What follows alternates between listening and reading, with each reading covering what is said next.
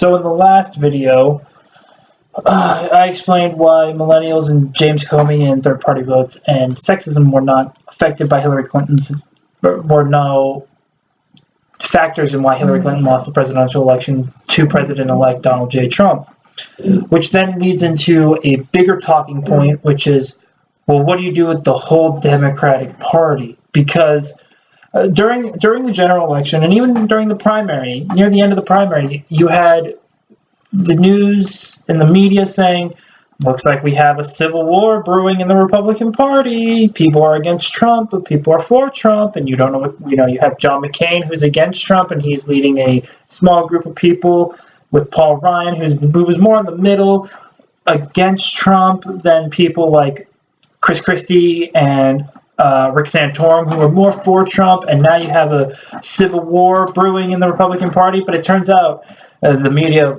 once again got it wrong, and I'm not going to blame them for it because we all got it wrong.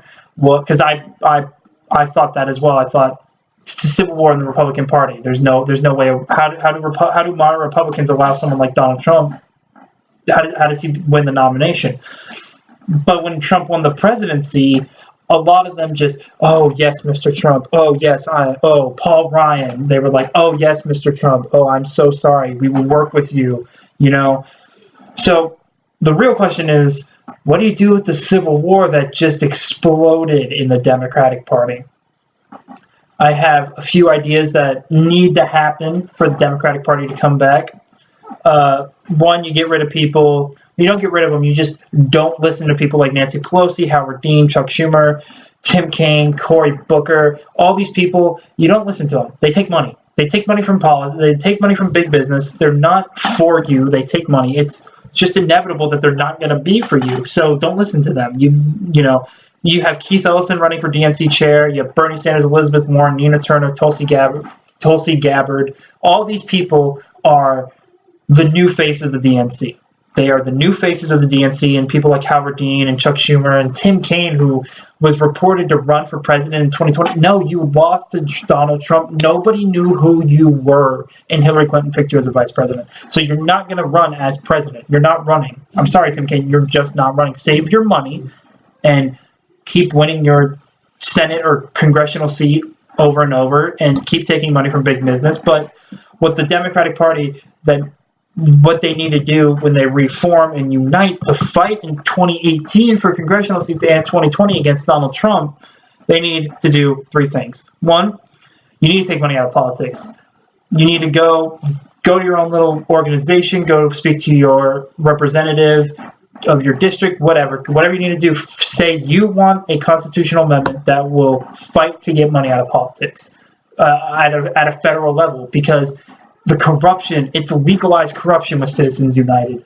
It's just big business giving big money to people that they can control and get their policies through without the American people having any input whatsoever. And it's not for us. We're not a democracy. It's an oligarchy, as Bernie Sanders put it. It's an oligarchy. A few big, rich people have a few elected politicians that they control, and that's the legislation that gets pushed through. There's just no ifs, ands, or buts about it. It's just the truth. You get money out of politics. Big business does not have a right to have our control of politicians. We elect our politicians, and we are a democracy. The Koch brothers, all these gas and oil and energy people, Wall Street, none of them have control of our politics. We, the people, have control of our politics. So the DNC needs to fight for that. I don't think they will.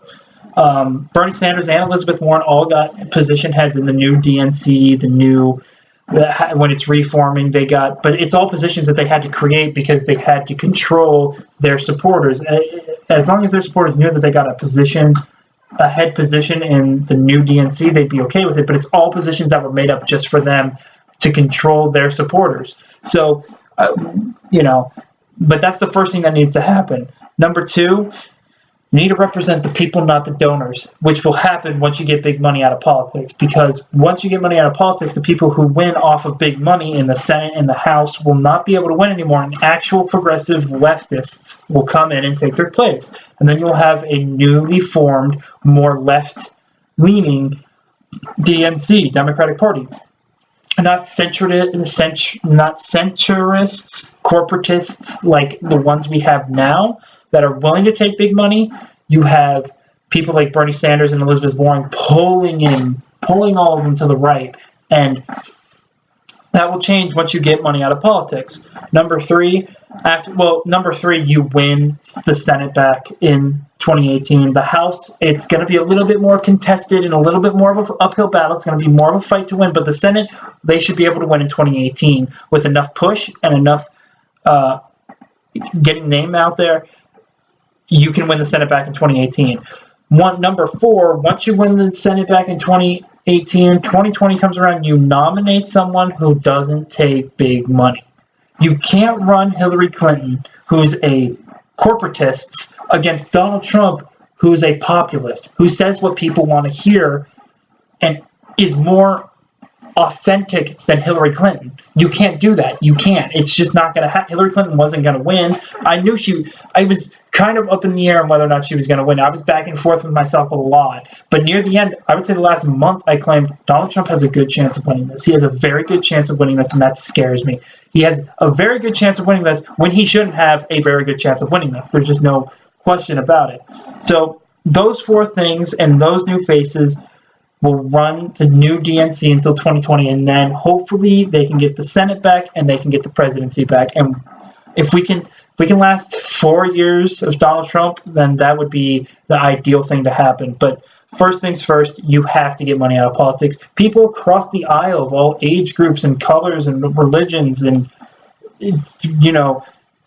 ideas, they all agree that money has to get out of politics. So you have to go to your local congressman or your state senator or whatever. You need to go and you need to say, we want a constitutional amendment done by the states around the government, a convention of the states, which is in the Constitution, to ask for the 28th Amendment to the United States Constitution, which is no big money in politics. That's what you have to do. That's the first step in any of this. That's the first step in the new DNC is getting money out of politics. That's the first step in our long 4-year fight against the presidency of Donald J. Trump.